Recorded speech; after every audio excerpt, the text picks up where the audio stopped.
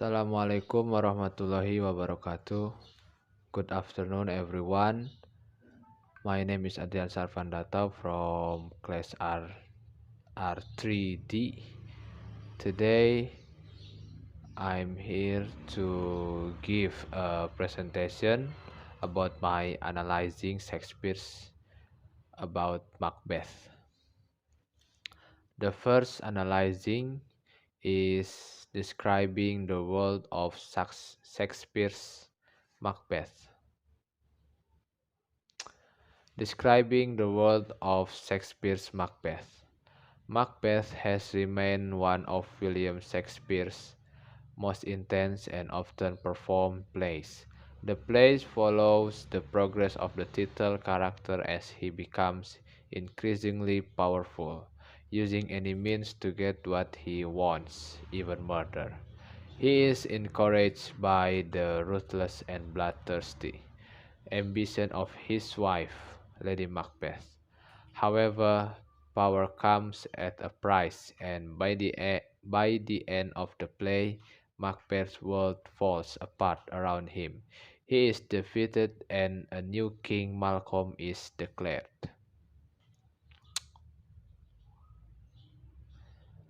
The second one of analyzing is the dramatic structure on Shakespeare's Macbeth. The first is prologue. The play takes place in Scotland. A war is ending. The Scottish General Macbeth and his faithful friend Banquo have emerged victorious. However, three witches have brewed an evil plot against Macbeth, and when they meet him, they tell him that he will be a king. We shall tell Macbeth he will be then and king. As for Banquo, he will have a king's. Rising action. Macbeth and his wife kill the king and take the throne. They go on a tyrannical killing spree. The action rises as the audience sees how ambitious Macbeth and Lady Macbeth have become. How can I be a king someday? Macbeth, we had to kill King Duncan, and we will have to kill others to keep our place on the throne, Macbeth said. The climax. Macbeth holds a banquet and sees the ghost of Banquo, whom Macbeth had killed. Lady Macbeth becomes mentally unstable, and the couple begins to fear the consequence of their murderous deeds. Following action. A rebellion is instigated by Macduff to restore the throne to Duncan's exiled son. Macbeth learns another set of prophecies from the witches and begins to think he will be safe. The last is the catastrophe. Is the catastrophe of Macbeth is the tragic end. Macbeth, like Romeo and Juliet, has a double catastrophe. The first is the death of Lady Macbeth and the fall of Macbeth. In the former case, there is no violence. The woman who planned the murder of Duncan breaks down under the strain of remorse, walks in her sleep, and dies. Macbeth falls in mortal combat with Macduff, the man whom he has most nearly ranged. The drama has now played itself nearly out. Malcolm is proclaimed to be a king, and Scotland is once more in repose. The third, the third is the central character and characterization.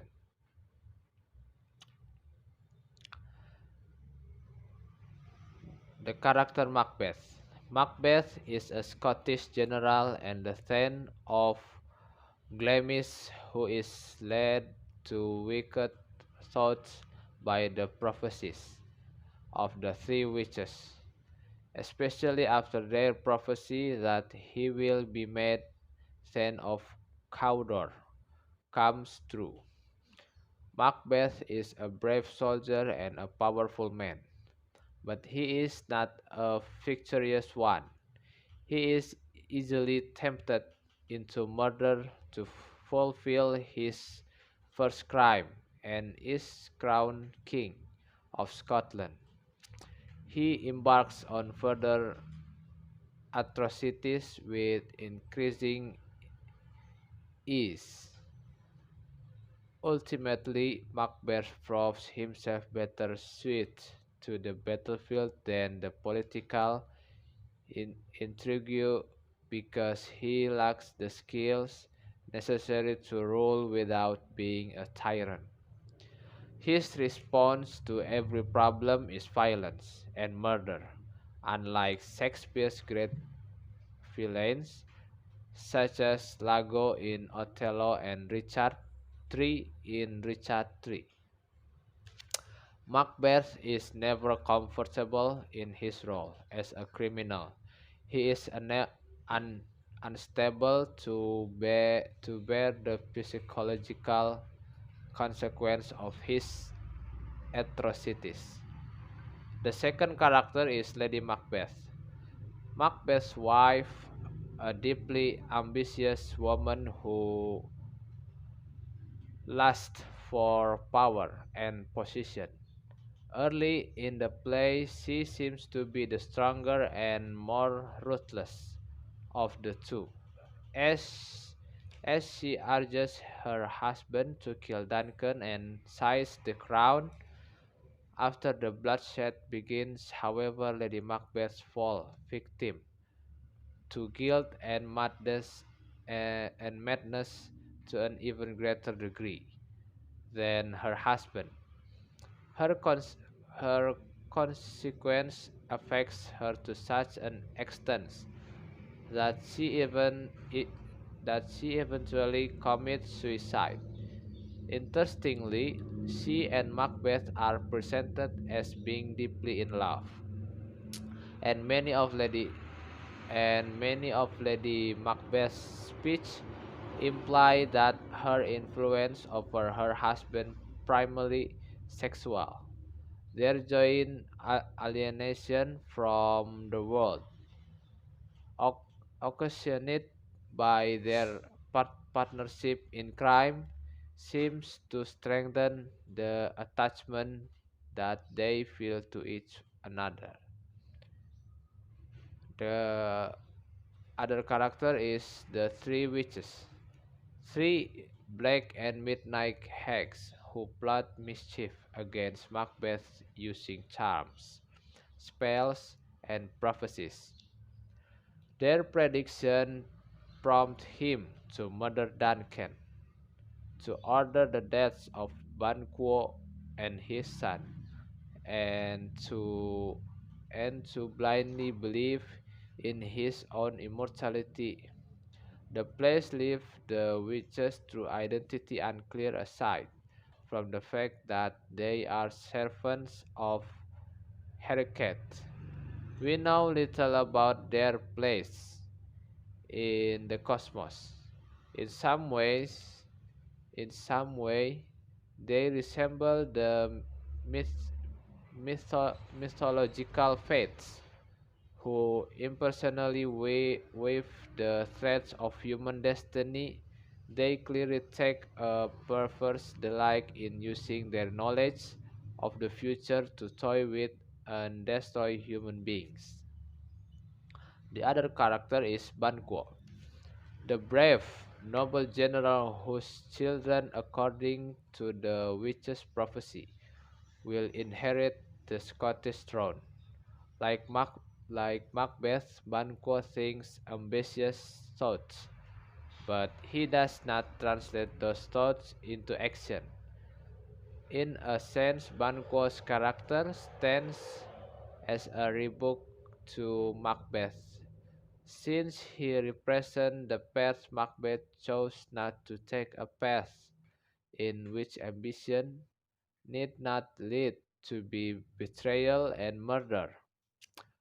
Appropriately, then it is Banquo's ghost and not Duncan's that haunts Macbeth in addition to embodying, embodying Macbeth's guilt for killing Banquo. The ghost also reminds Macbeth that he did not emulate Banquo's relation to the witch's prophecies. And for another character is King Duncan. King Duncan is the good king of Scotland whom Macbeth, in his ambition for the crown, murders and murders. Duncan is the model of victorious, benevolent, and foresight ruler. His death symbolizes the destruction of an order in Scotland that can be restored only when Duncan's line, in the person of Malcolm, once more occupies the throne. The another character is Macduff, a Scottish nobleman hostile to Macbeth's kingship from the start. He eventually becomes a leader of crusade to unseat Macbeth. The crusade's mission is to place the rightful king, Malcolm, on the throne. But Macduff also desires vengeance for Macbeth's murder of Macduff's wife and young son. Malcolm, the son of Duncan, whose restoration to the throne Scotland's returned to order following Macbeth's reign of terror. Malcolm becomes a serious challenge to Macbeth with Macduff's aid and the support of England. Prior to this, he appears weak and uncertain of his own power, as when he and Donalbain flee Scotland after their father's murder.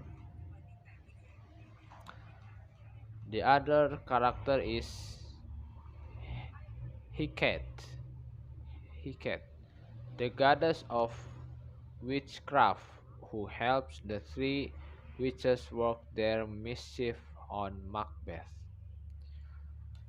Flans, Banquo's sons, who survives Macbeth's attempt to murder him. At the end of the play, Flynn's whereabouts are unknown. Presumably, he may come to rule Scotland, fulfilling the witch's prophecy that Banquo's sons will sit on the Scottish throne. Lennox is a Scottish nobleman. Ross, a Scottish nobleman too. The Murders, a group of ruffians conscripted by Macbeth to murder Banquo. The Murderers, a group of ruffians conscripted by Macbeth to murder Banquo Flames, whom they fail to kill, and Macduff's wife and children. The another is Porter, the drunken doorman of Macbeth's castle. Another is Lady Macduff, Macduff's wife.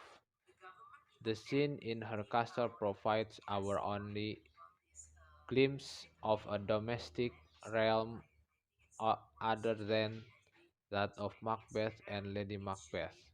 She and her she and her home serve as contrast to Lady Macbeth and the hellish world of Inverness.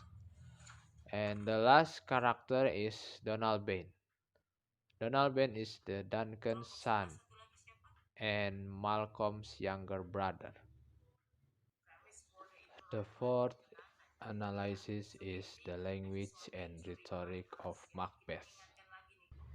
The first one is allusion. The one allusion is from Act 1, Scene 2. And Fortune on his dame quarrel smiling, sound like a rebel's horn. Line 14 to 15. This is an allusion to Lady Fortuna, the Roman goddess of fortune, whom the captain refers as behaving like MacDonald's whore on the battlefield. Number two is Act 1, Scene 2. Except they mean to bathe in reeking wounds of memorize another Golgotha, I cannot tell, but I am fain my guesses cry for help. Line 39 to 42. This is an allusion to Golgotha, the place where Christ was crucified. And the last allusion is from Act 2, Scene 1. Witchcraft celebrates spell Hecate's offerings. Line 51 to 52. This is an allusion to Hecate, the Greek goddess of magic, witchcraft, ghosts, necromancy, and the night and moon. The second of uh, uh, the language of structure in Macbeth is simile. The first is Act 1, Scene 2. And Fortune on his dame quarrels smiling, sounds like a rebel's whore. It means luck. The luck was on MacDonald's side, but Macbeth still defeated him. Number two is Act 1, Scene 2. As to spend, swimmers do cling together and choke their head. Is me It means the captain is comparing the armies to try swimmers still trying to swim. The last one is from Act 2, Scene 4. Con- contend, co- contending, ag- contending against obedience as they would make war with mankind. It means Duncan's horses were misbehaving.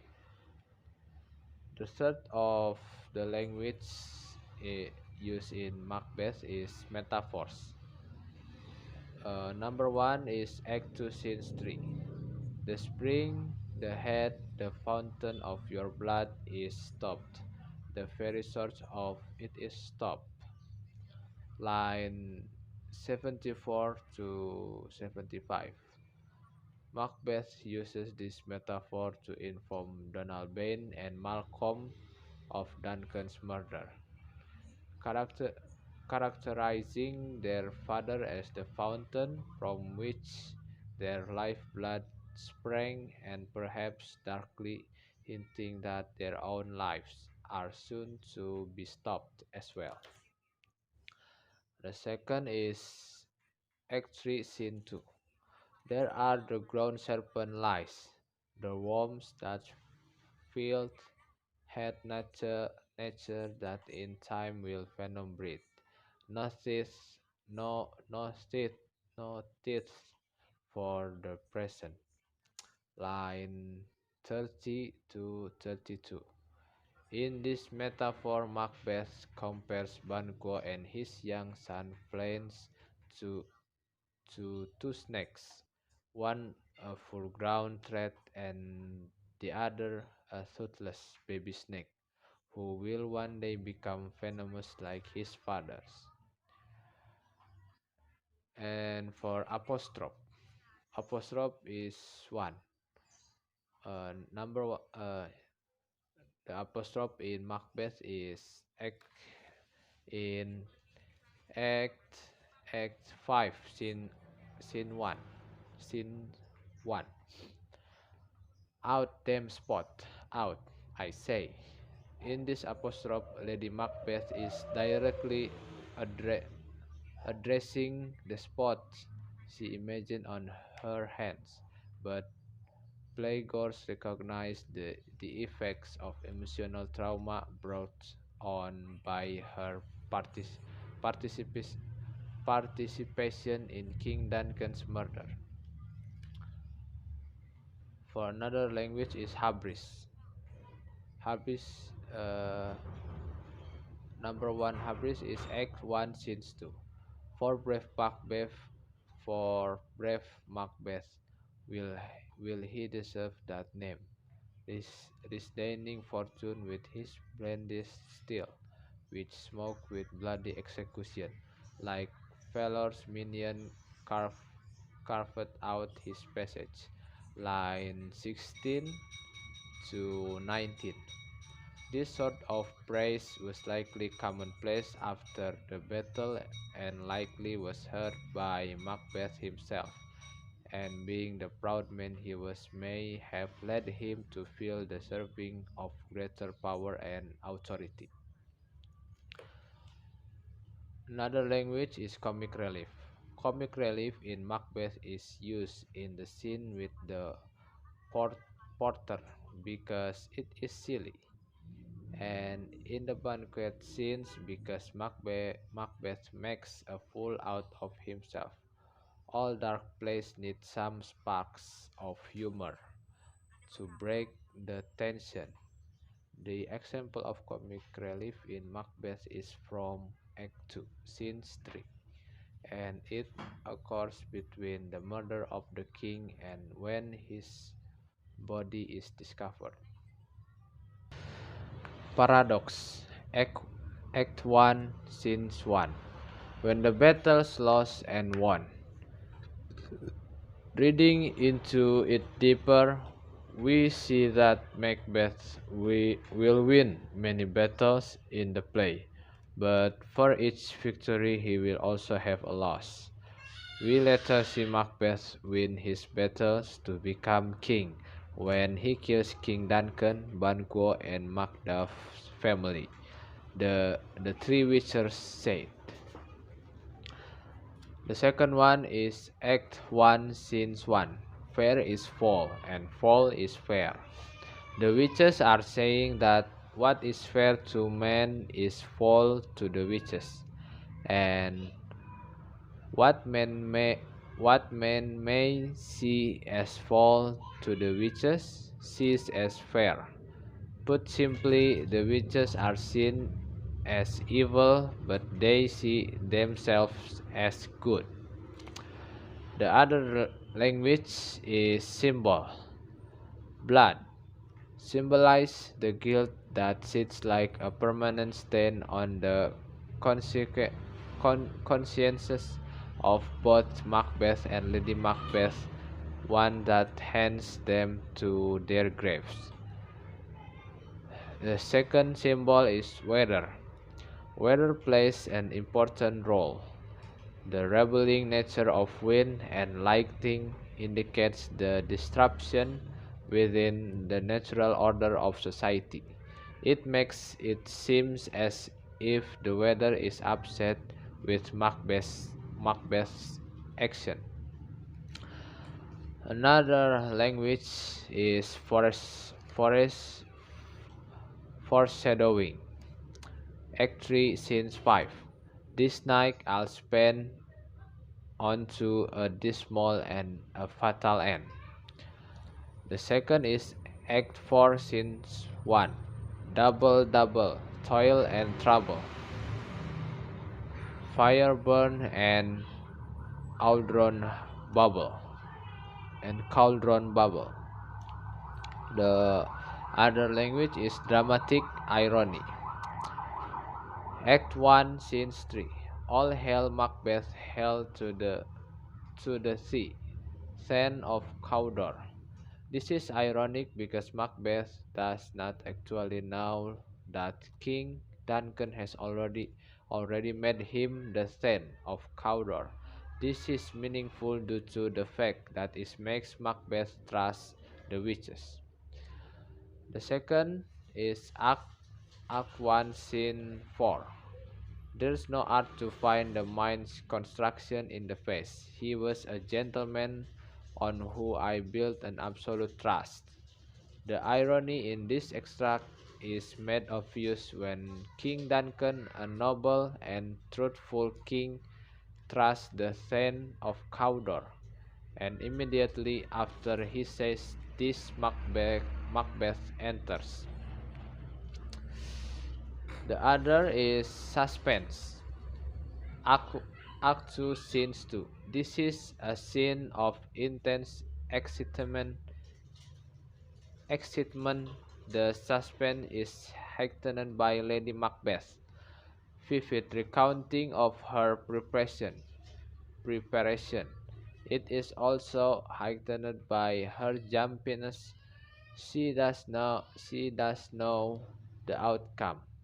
Macbeth, Macbeth might have failed to carry out the regicide, or he might have been caught. This suspense is not relieved by the return of Macbeth with the news. I have done the deed. Line 14. Macbeth's state of mind verges on the hysterical, and his extreme tension is communicated to us. And the last of the language and rhetoric of Macbeth is use of imagery in Macbeth. Clothing imagery. There are several references to clothing in Macbeth, and much of the clothing in the play is ill-fitting when the nobleman greets Macbeth with the title Thane of Cawdor. In Act 1, Scene 2, Macbeth says, "The Thane of Cawdor lives. Why do you dress me in borrowed robes?" Later, in Act 5, is the noblemen prepare for the final conflict against Macbeth. They consider Macbeth's characters. They determine that he is not suitable for leadership. Now does he feel his title hang loose about him like a giant rope upon a dwarfish thief. His clothes do not fit, and he is not fit to lead the country. Clothing can also be used for concealment and deception, and this dark play contains several passages that allude to concealment or hiding. After Macbeth murders Duncan, Lady Macbeth suggests to use of clothing to deceive the arriving nobleman. When she hears Lennox and Macduff knocking at the door, she instructs Macbeth, "Get on your night, nightgown. Let's occasion call us and show us to be watchers." Act 2, Scene 2. As the army moves on Dunsinane, the soldiers clothe themselves in branches from Birnam wood, and just as the witches have predicted, the forest seems to move. In this case, something that appears to be impossible becomes reality, and watches Macbeth Macbeth watch, horrified, as his position begins to crumble when the camouflaged soldier move on his castle. And for the last analyzing is the Interpretation of Macbeth. Macbeth takes place around the year 1040 in Scotland and England. The tragedy was written by William Shakespeare around 1606 to date. They are topic currently dealt with and offer plenty of material for interpretation, gender roles, and the question what is male, the urge to power at all costs, and even what we now call virtual reality is an issue because William Shakespeare made the theater a testing space for alternative worlds. Thank you for everyone. This is my analyzing William Shakespeare of Macbeth.